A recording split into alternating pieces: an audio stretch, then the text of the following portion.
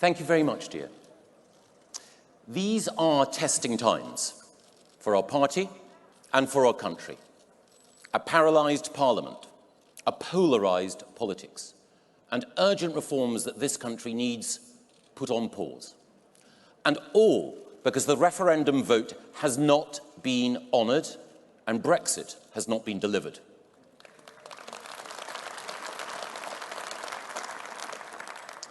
$17.4 million people voted to leave the European Union in June 2016, more than have ever voted for any party or any policy in our country's history.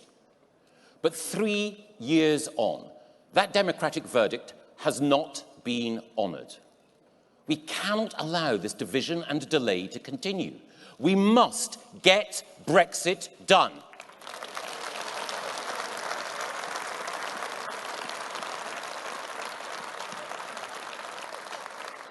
And the only party leader determined to secure a good deal for Britain and to get Brexit done is our Prime Minister, Boris Johnson.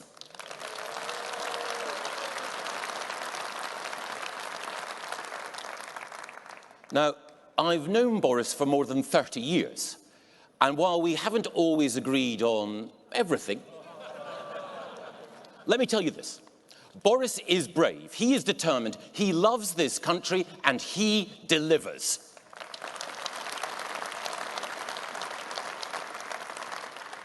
And that's because Boris is an optimist. He believes in the power of the British people to change the world for the better. And that optimism has allowed him to overcome big challenges before. Throughout his career of public service, people have told him, it just can't be done. You can't possibly beat Ken Livingstone in London to become the mayor. You can't possibly get re-elected in a Labour city with a Conservative government in Westminster. You can't possibly get new bikes on our roads, new buses on our streets, keep fares down, keep the economy growing, cut crime, get investment for new schools, and deliver the world's best ever Olympics, and lift thousands out of poverty. But again and again, Boris has delivered.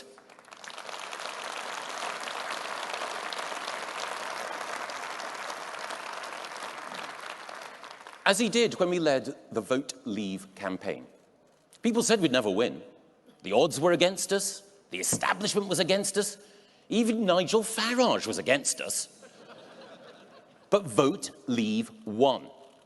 Because our message then, like our Prime Minister today, was optimistic, forward-looking, and freedom-loving.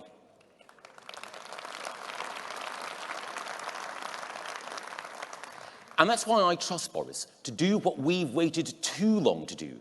Get a great deal, get Brexit done, and allow us to get on with what really matters. Investing in our precious NHS, supporting teachers in our great state schools, and backing our brave police in the fight against crime.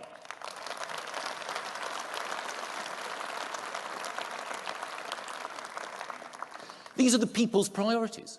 They are our priorities. And that is why now we are the real People's Party. And of course, while we're optimistic about our future, we're also realistic about some of the challenges immediately ahead. In getting Brexit done, we will have to show resolution. We have to negotiate hard to get the right Brexit deal. And if we don't get a deal by October the 31st, then we will have to leave without a deal.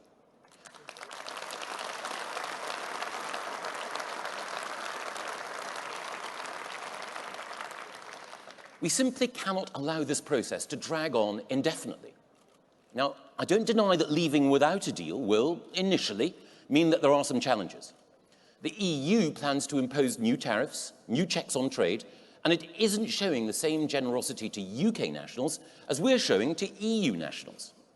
But we will stay open for trade, open for business, and determined to respect the rights of all EU citizens in this country.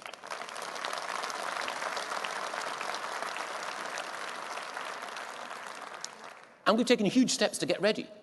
We're investing in new customs procedures to smooth trade, we're supporting business to adapt to new rules, and we're standing up for our citizens abroad. The level of our preparations has accelerated massively since Boris became Prime Minister. Now, of course, We can't anticipate every risk. We can't guarantee against some turbulence. And that's why I would much prefer us to secure a deal with the EU before October the 31st. After all, it's in their interests as well as ours. But if we can't, then leave we must.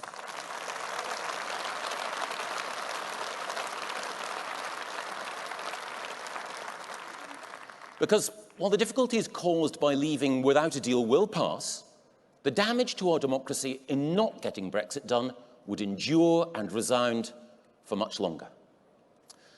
Our democracy is precious, and it depends on people trusting us as politicians when we say that we will put our trust in them. On the eve of the referendum result in 2016, it was the late Paddy Ashdown who actually got to the heart of it. He said, "I will forgive no one who does not accept the sovereign voice of the British people once it has spoken. When democracy speaks, we obey."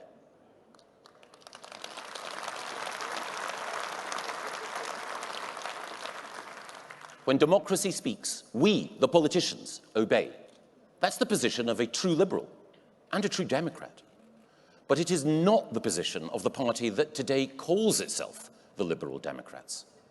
They refuse to accept the sovereign voice of the British people. They have worked constantly to delay, dilute, and deny Brexit. And now they want to cancel Brexit altogether.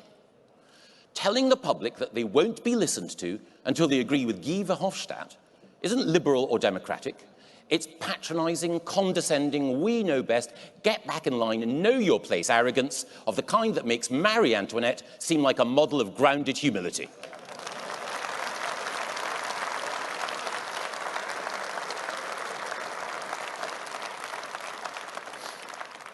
Voting Liberal Democrat doesn't get Brexit done, but it does risk something else. Prime Minister Jeremy Corbyn. Voting for any party other than the Conservatives risks letting Labour into power and Corbyn into Downing Street. And Labour in government wouldn't get Brexit done. They want to prolong our membership of the EU, negotiate for many months more with Brussels, then agree a deal, but only on the EU's terms, and then hold another referendum in which they would be prepared to say that we should stay in the EU forever, when we should be getting on with improving education, strengthening the NHS and fighting crime and creating jobs. Labour would be getting on with what it does best, showing weakness abroad, sowing division at home, and tearing itself and the country apart.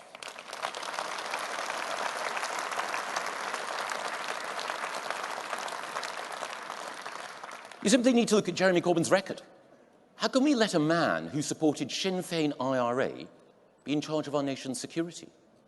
How can we let a man who thinks that we shouldn't have immigration controls be in charge of our borders?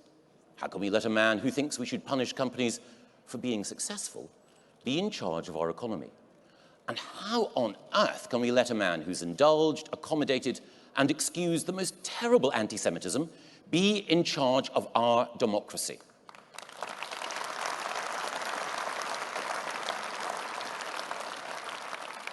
Soft on terrorism, supine on security, bankrupt economically, and a danger to minorities, Jeremy Corbyn is totally unfit to be Prime Minister of our country.